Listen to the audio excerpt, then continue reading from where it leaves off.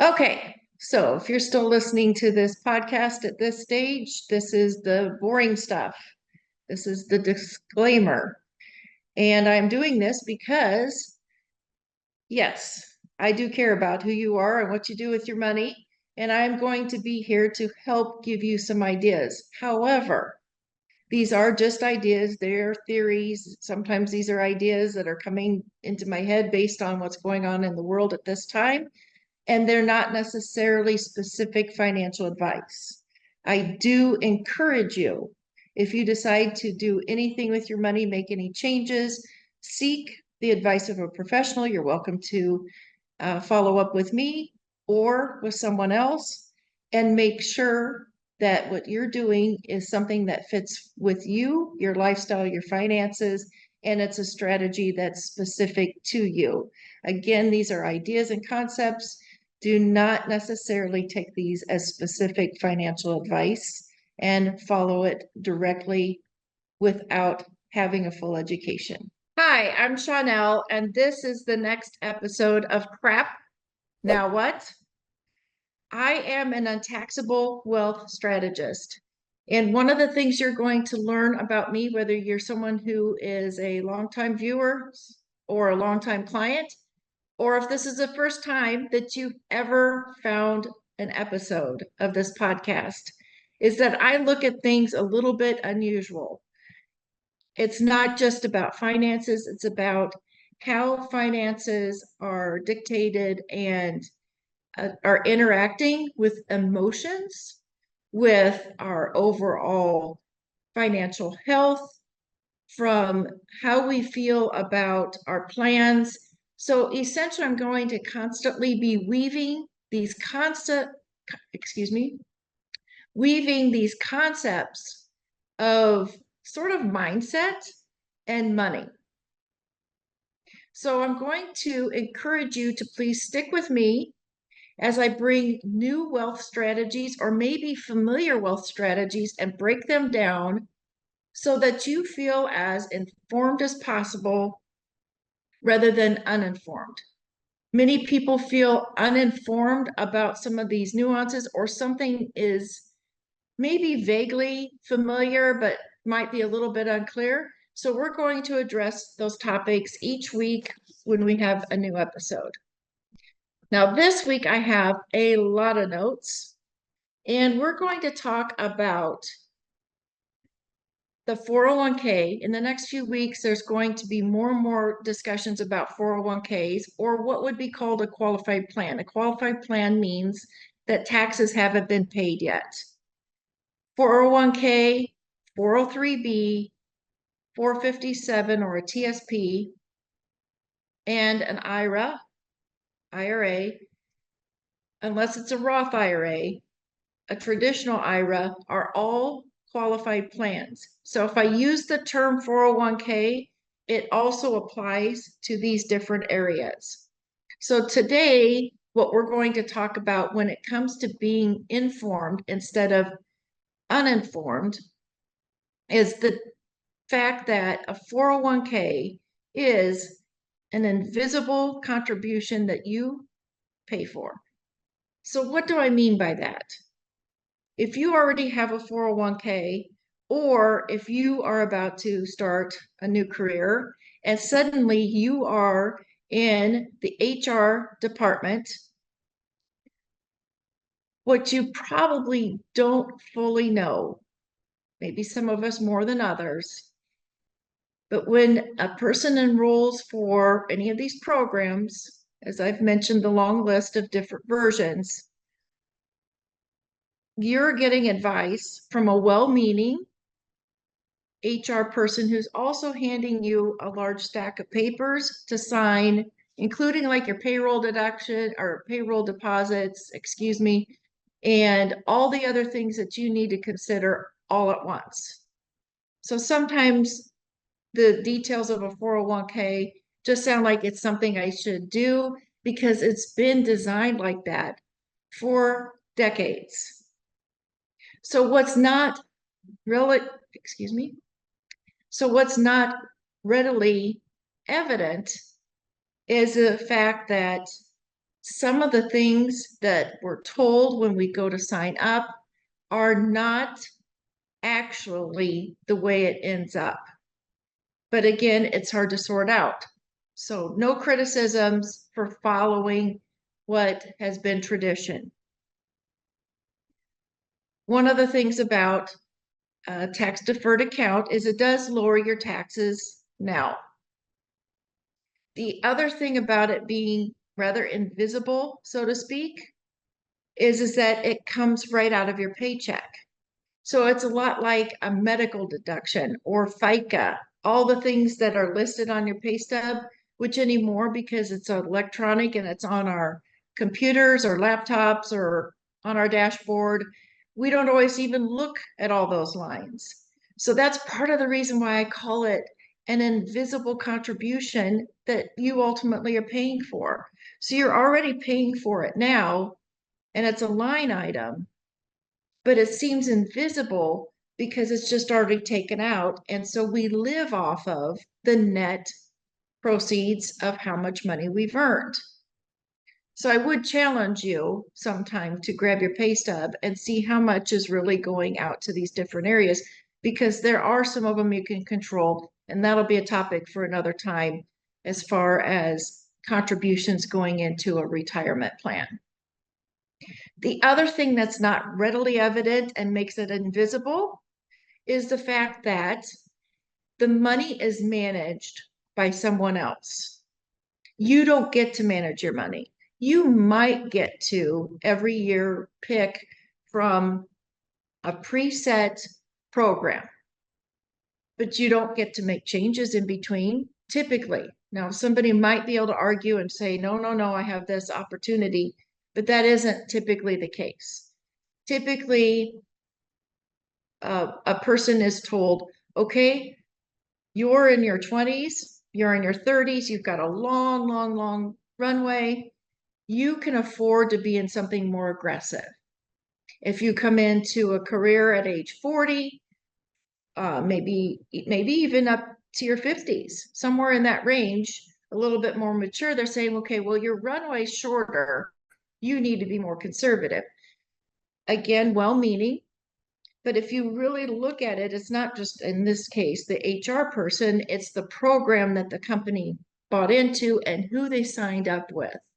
I had a conversation with a client the other day that is very concerned about being 56 years old and feels like absolutely no control over the 401k, where a large portion of his nest egg is at. Very reputable company that he's with. It's a big name that I can mention, has to do with tires. And so I'm not saying anything bad about the company. They're offering a 401k and he took advantage of it. But yet another very reputable company with a name that you would recognize actually manages it. He doesn't get to manage it. And so he feels no control and wants to gain control because at 56 years old, he's seeing himself in about a 10-year runway. I'm here today to help you be as informed as possible. So no matter how long your runway is, that you don't find yourself in a crap now what moment where you're feeling like you don't have control over your money. So let's dive into this a little bit deeper. What else don't you get told?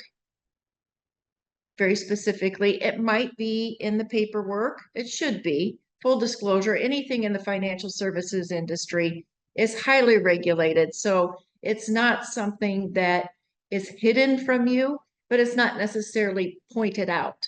You're self-directed to find out what is going on.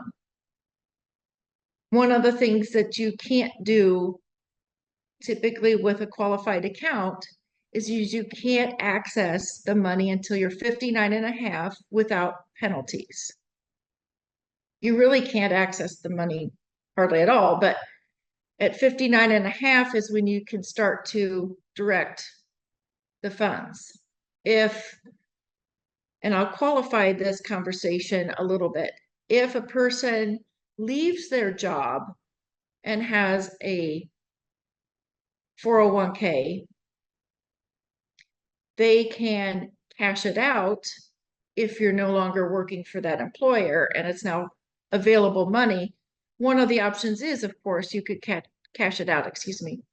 One of the options is you can cash it out. However, there are penalties. It's an extra 10% if you're haven't reached that 59.5 mark.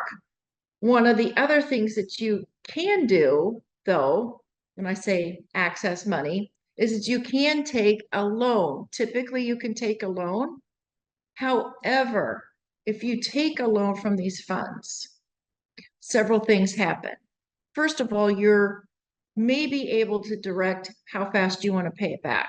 You're usually given a period of 1 year, 2 years, something along those lines. Okay, choose how fast you want to pay it back. They'll tell you the interest rate that you're paying it back at, and they'll deduct it from your paycheck. So that loan is kind of access to your money, but kind of really not, because you're now being told how to access your money and there's guidelines. So is it really your money? Yeah, not exactly sure about that. And again, like I said, you can't manage it yourself, and cashing it out, as I said, has penalties. One of the things that I'm not a particular fan of when we start talking about cashing it out, the purpose of a plan like this is to have funds in the future. Even if I'm going to break it down over and over and over and over again, that there's a better way to have funds and maximize your hard-earned dollars. One of the things I'm not a fan of when it comes to a qualified plan, excuse me, when it comes to a qualified plan is that if you leave your job and suddenly you have to decide what to do with that 401k. Let's say it's $10,000. It's small. Maybe it's even $50,000. In today's world, most people change jobs over and over again, several times, maybe 2 or 3 times. We don't work like we used to because partially we're not incentivized by companies to continue to work for them for 30 or 40 years. The world has changed a lot. And that means then, as people migrate from one position to another position to another position, and if you're carrying around a 401k, it is extremely, this is what I really don't like, extremely tempting. Okay, well, I got this $10,000 in this 401k, and yeah, I would have to pay taxes on it, and I would have to pay an extra 10%, but the net difference would be, now I'm going to blow your mind a little bit, but in most cases it's 60%. So I can suddenly have $6,000 to go do something with. I can pay off a credit card debt. I can go do something else. It's so very tempting to cash out. And then you end up starting over again. So that's another reason why the 401k is still kind of like invisible, at least in my definition of what I'm sharing with you for invisible.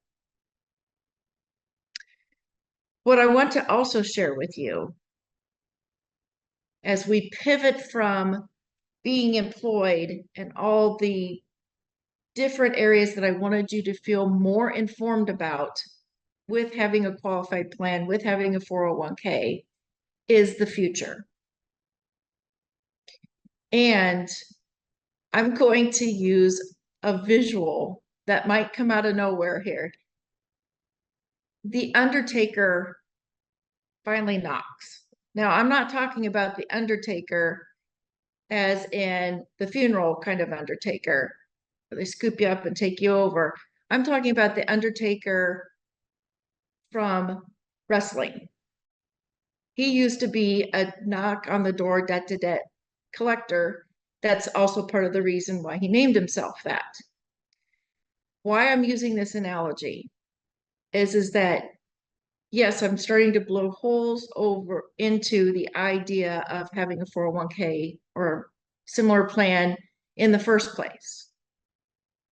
And I at least want you to know what you're getting into. In the future, though, future you, the undertaker, so to speak, will knock. That money's really not yours. I'm going to tell you straight up, there are still debts to pay on your qualified plan. Remember the part where you haven't paid taxes yet? The other thing you've not been told is that when you take the money out, you're going to pay taxes on that money as ordinary income, meaning it's not going to be any different than what you were paying on your paychecks. So if you're one of the few who's in a low tax bracket, 10, 12%, great. If you're in a 22% tax bracket, yeah, start doing the math, 22, 24, whatever the tax brackets are at that time, which we know they shift from time to time over the course of time. But I'm going to tell you, and there's a lot of people out on social media, there's a lot of people like myself who say the same thing. When you figure this out, it's an oh crap moment. Really. Crap what now is, I was told, because that's what most people still say, when I get older, I'm going to be making less money. My tax bracket will be lower, and therefore it's a good thing to defer the taxes. If you've seen any of my other podcasts, especially go back to the one where we talk about the US debt calculator and all the chickens coming to roost and all the taxes that are going to need to be paid, and the fact that we are in some of the lowest tax brackets in history. And then we also have, at the end of 2025, the tax cuts are expected to roll off. I've been talking to some people in the industry. Everybody's hopeful that they get re-upped. No guarantees, because that's going to be a political decision. And I still don't believe it matters who's in office, because we all know how clogged up the wheels get to get decisions made. Look at how long it's taking to balance a budget. We're 34 trillion in debt. Okay. So if you're going to be paying taxes on these dollars, then you should be informed as to how much of your 401k is going to eventually be taxed. So I'm going to share a screen here. I want you just to concentrate on the top here. I believe it's visible here. We're not going to get into the weeds too far. I could do 400 different scenarios over and over and over again. What I want you to look at here is this section, just the top part. Because I could do, like I said, over and over and over and over again, examples. Isn't that a lovely? Good thing I'm not a race car driver, because that would really be a very terrible path. Where I'm headed with this thought, though, is that there are ways to calculate how much and how long your 401k is.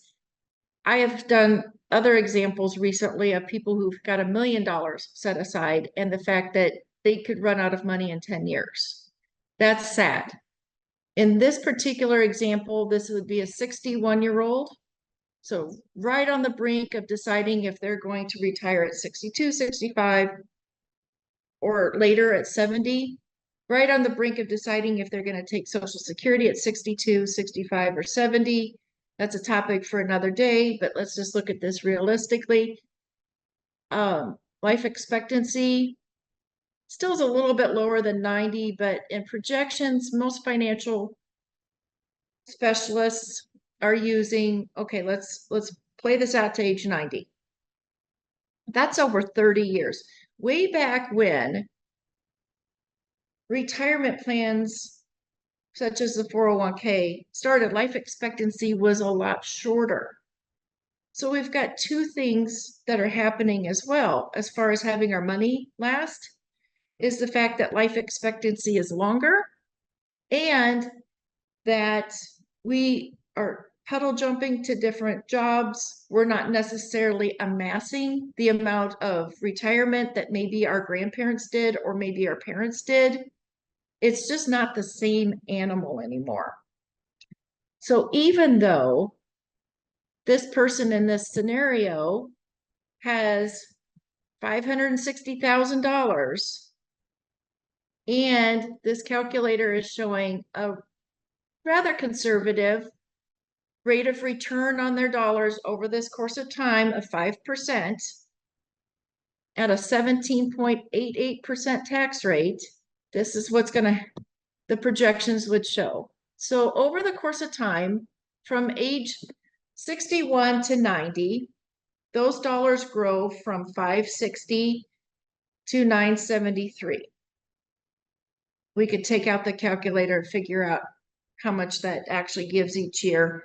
And we're not going to go down to the lower part of the page. I just wanted to show you this calculator for today so that we don't get too far into the weeds.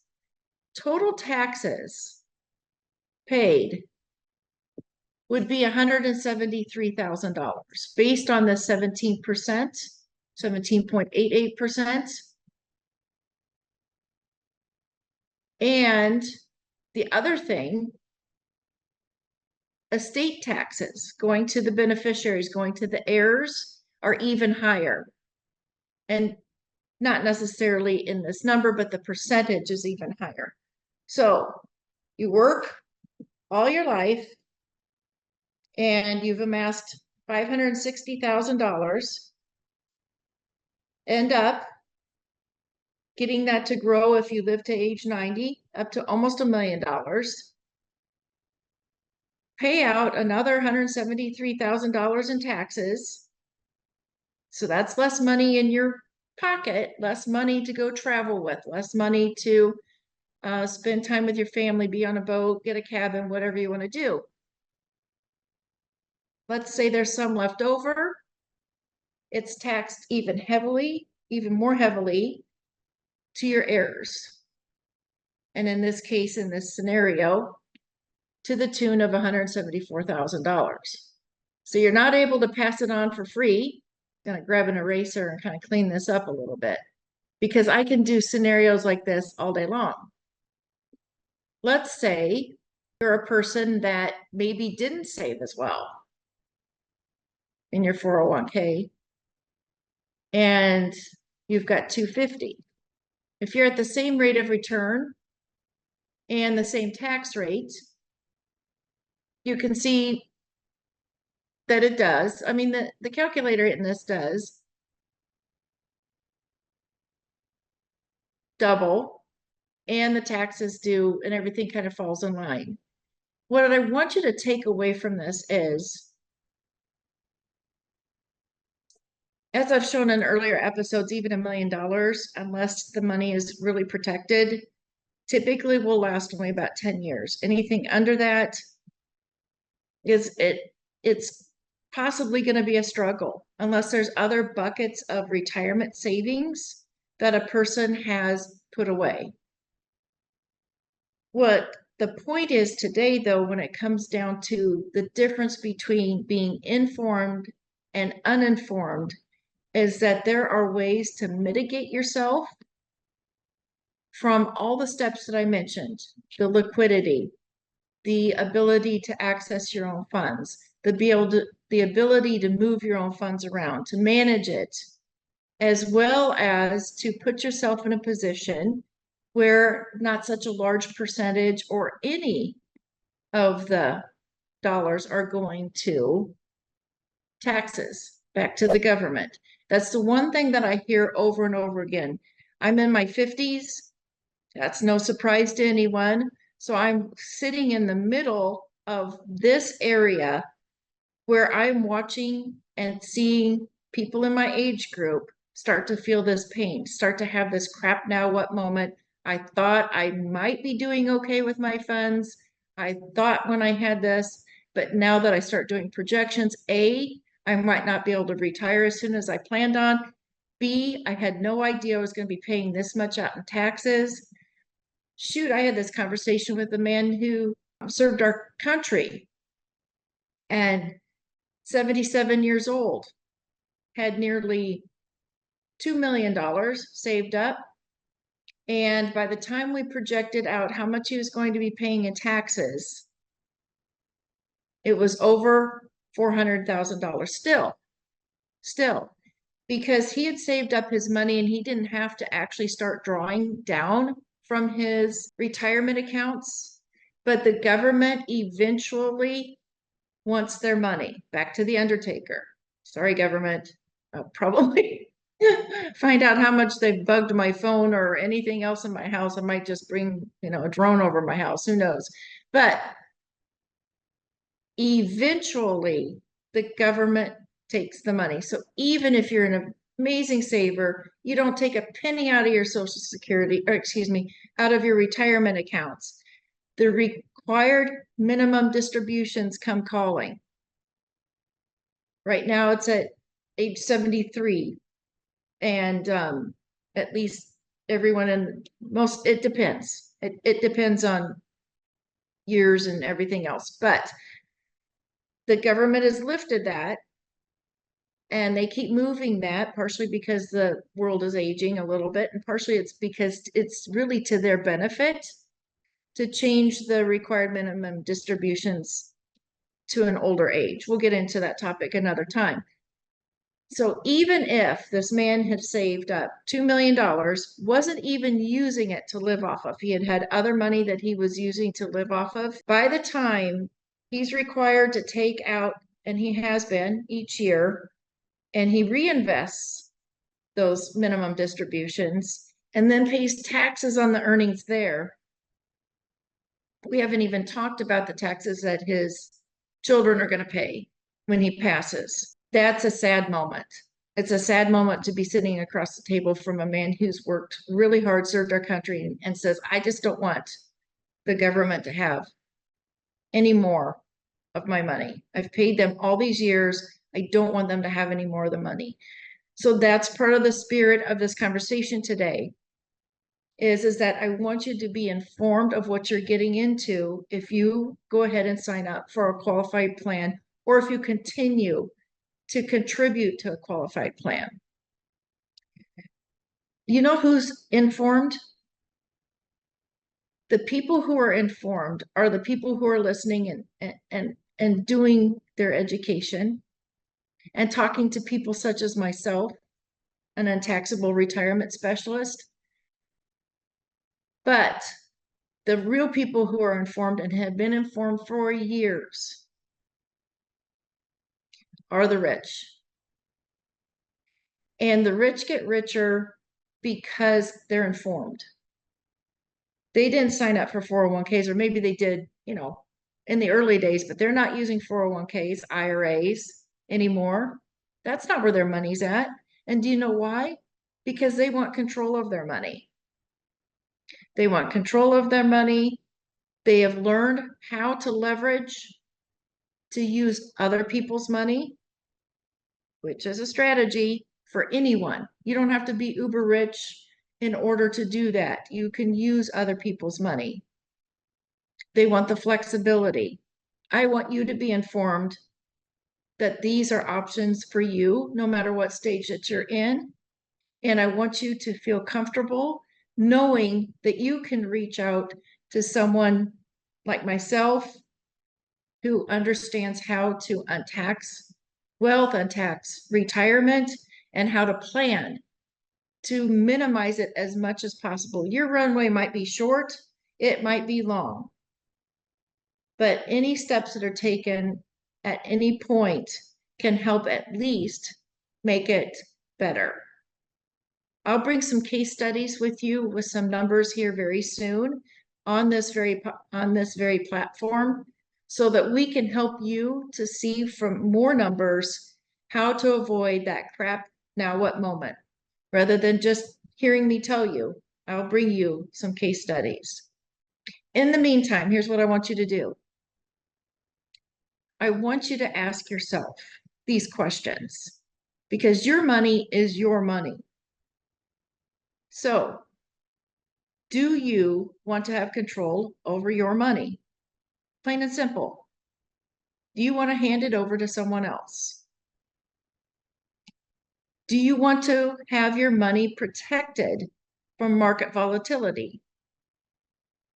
I showed a chart of some very low years if we track the traditional versions of investments and tracking market volatility such as the S&P 500, any of the other readings, but the S&P 500 is the measurement of the performance of the top 500 companies.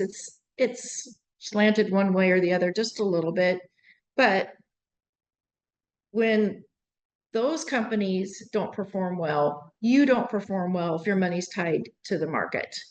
And we know that there's been periods, we don't have to get into the housing crash. So do you want to have protection from market volatility? Do you want someone telling you when you can access your money, when you're going to end up paying taxes on it, how you can access your money? Do you really want someone else to have that power to tell you? Do you really want to be the person who hands it over and just says, okay, that's my money, that's my nest egg? Do you want to have your money be portable if you change jobs? Do you want to be able to have control over the decisions? Do you want to maybe be in something that doesn't have to change when you change jobs, that it's consistent? And you have that nest egg that's continuing to compound instead of having little buckets of money here and there that aren't working together. And then if you do need to access your funds, if you ever have a crap now what moment in the meaning of life and in your life, do you want to be able to have access to your funds without somebody telling you when you're going to pay it back, how you're going to pay it back, how much you're going to pay for your money back? If you find these topics to be very interesting, of course, I invite you to come back. If you'd like to hear more about anything in particular, you got a couple ways that you can request to do that. I would love to have comments on any of the platforms where this is posted and that you can hear this from. If you would like to reach out to me directly, there are several different ways to be able to do that as well. You can go to goblazingstar.com, or you can also access and Google any of the socials for Blazing Star. And just say Blazing Star, you'll be able to find us Blazing Star Strategies. And you can reach out to me directly that way or someone on my team. And we'll be happy to discuss this more at length because everybody's situation is a little bit different. Shoot me some questions though. I would love to have some scenarios that you would love to see me play out as we go forward. If you like also these topics, I also have in-person workshops. I believe by the time this one airs, we will have finished one in Wichita, but that particular topic is Social Security and retirement. And also the series with women and wealth will be coming up. And we are still working on the dates. I've said this a couple times, but you know, something you need to know about me. I will not move forward with something that doesn't quite feel right and it's not falling into place. And I want to have the right venue, the right kind of setting when we start talking about women and wealth and their money. So that is still coming up and planned for July, mid-July, before we get too far into the end of summer and people start getting busy again. Also, workshops are planned to be on demand, and that will be coming all over the country.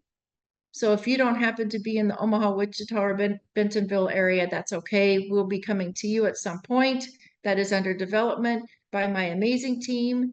I have Michaela and Hans from Men's Marketing and Caleb from Sal Media that do their best to help me look good. So I appreciate that very much. They help me with my topics, get everything edited and posted, and I can't be surrounded by better people.